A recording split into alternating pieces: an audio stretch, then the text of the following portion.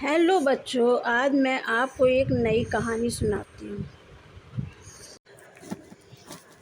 एक बार एक गांव में तालाब किनारे एक बहुत बड़ा आम का पेड़ था।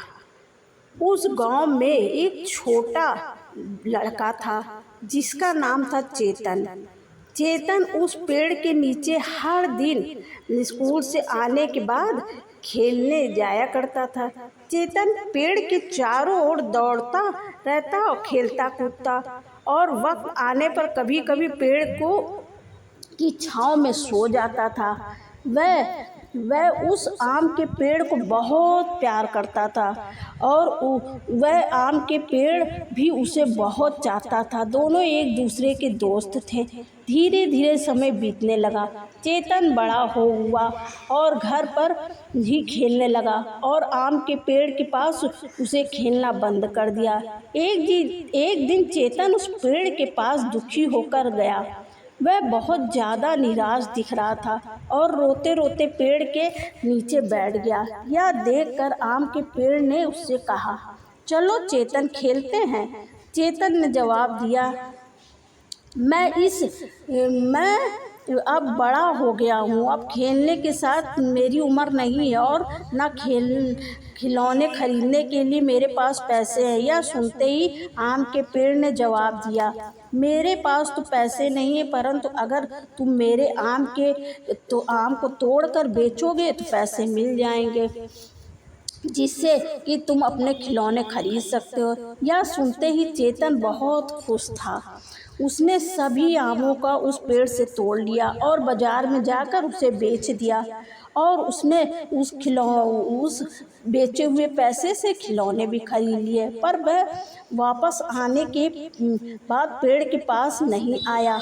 आम का पेड़ उदास हो गया। कुछ सालों के बाद चेतन दोबारा लौटा। अब वह बड़ा हो चुका था, उसका विवाह हो चुका था।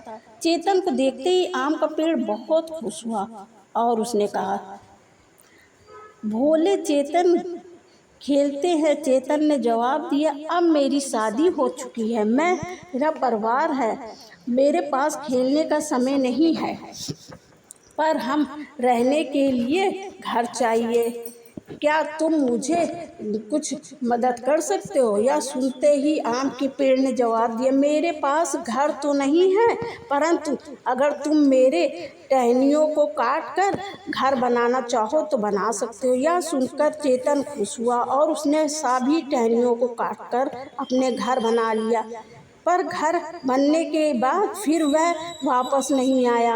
आम का पेड़ फिर दोबारा उदास हो गया। कुछ समय बाद चेतन फिर उस आम के पेड़ के पास पहुंचा।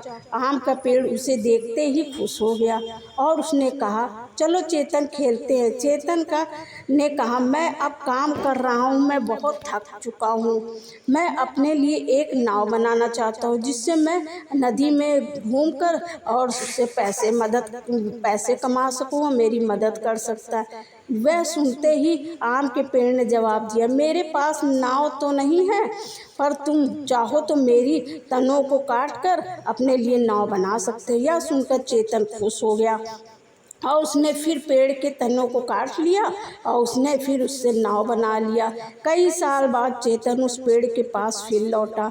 वह खुद बूढ़ा हो चुका था। उसको देखते ही बना हुआ पेड़ खुश हो गया और बोला, मुझे माफ़ करो चेतन, मेरे पास तुम्हारे लिए कुछ नहीं है।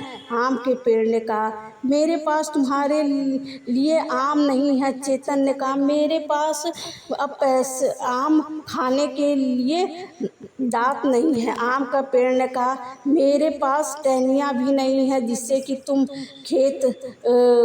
खेल सको।